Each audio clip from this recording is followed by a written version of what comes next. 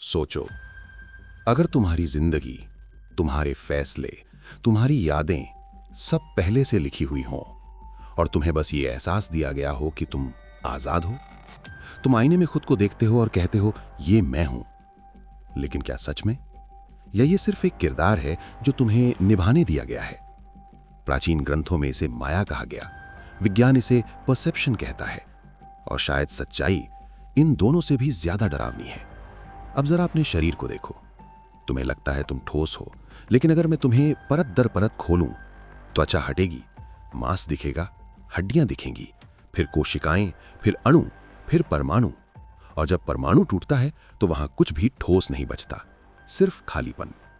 Electron ऐसे घूमते हैं जैसे उन्हें खुद नहीं पता कि उन्हें कहां होना चाहिए। यानी तुम ज्यादातर खाली हो, फिर भी तुम्हें लगता है कि तुम कुछ हो। क्यों? क्योंकि तुम्हारा दिमाग तुमसे झूठ बोलता है। न्यूरोसाइंस कहता है तुम जो देख रहे हो वो दुनिया नहीं है, वो तुम्हारे दिमाग की बनाई हुई एक नकली फिल्म है। रंग असल में नहीं होते, आवाज बाहर नहीं होती, दर्द भी एक सिग्नल है। मतलब ये पूरी रियलिटी तुम्हारे दिमाग का प्रोजेक्शन है। अब यहां से डर शुरू होता है। क्वांटम फिजिक्स बताती है कि जब तक किसी चीज को देखा नहीं जाता वो तय नहीं होती। वो मौजूद भी हो सकती है और नहीं भी, लेकिन जैसे ही कोई देखता है वो हकीकत बन जाती है। तो सवाल ये नहीं कि दुनिया क्या है, सवाल ये है दुनिया किसके लिए है। अगर देखने वाला बदल जाए तो क्या दुनिया भी बदल जाएगी? और अगर देखने वाला ही एक इल्यूजन है तो फिर देख कौन रहा है? अब जरा यूनिवर्स को देखो। अरबों गैलेक्सियां, हर गैलेक्सी में अरबों तारे, और उनमें से एक छोटे से ग्रह पर एक प्रजाति जो सोचती है कि वो सब कुछ समझ सकती है। क्या ये घमंड नहीं? क्या ये माया नहीं? क्या पता हम किसी और सभ्यता का एक्सपेरिमेंट हो? क्या पता हम डेटा हो न कि जीव? और क्या पता माया हमें इसलिए दी गई हो ताकि हम सच सह ना सकें, क्योंकि शायद अगर सच दिख गया तो दिमाग टूट जाएगा।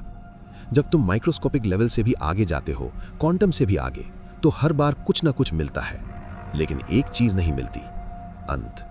जैसे रियलिटी चाहती ही नहीं कि तुम आखिरी सच तक पहुंचो। शायद इसलिए क्योंकि आखिरी सच ये है कि तुम कभी थे ही नहीं, सिर्फ एक अनुभव था, एक भ्रम, एक माया। और अब सवाल तुमसे नहीं, तुम्हारी चेतना से है। अगर सब कुछ इल्यूजन है तो तुम किसे बचाने की कोशिश कर रहे हो? और अगर माया टूट जाए तो कोई रोशनी नहीं मिलेगी, कोई जवाब नहीं, कोई भगवान नहीं, कोई सिस्टम नहीं, कोई ऊपर बैठा हुआ देखने वाला नहीं, सिर्फ सन्नाटा। क्योंकि सबसे डरावनी बात यह नहीं है कि दुनिया झूठी है, सबसे डरावनी बात यह है कि शायद दुनिया सच थी और तुम ही इल्यूजन थे। शायद चेतना कोई आत्मा नहीं, कोई विशेष शक्ति नहीं, शायद वो सिर्फ एक अस्थाई ग्लिच है, कुछ समय के लिए पैदा हुई अवेयरनेस।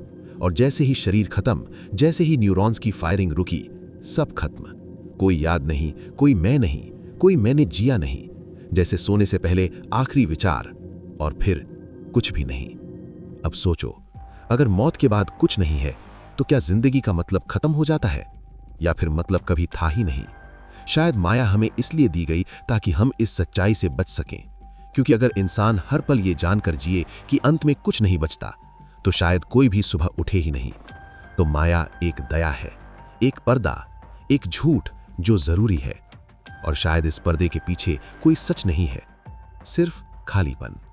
और अब आखिरी बात, अगर तुम ये सब सुन रहे हो, सोच रहे हो, डर महसूस कर रहे हो, तो याद रखो, ये डर भी माया है। और जब ये आवाज बंद हो जाएगी तो शायद तुम भी बंद हो जाओगे।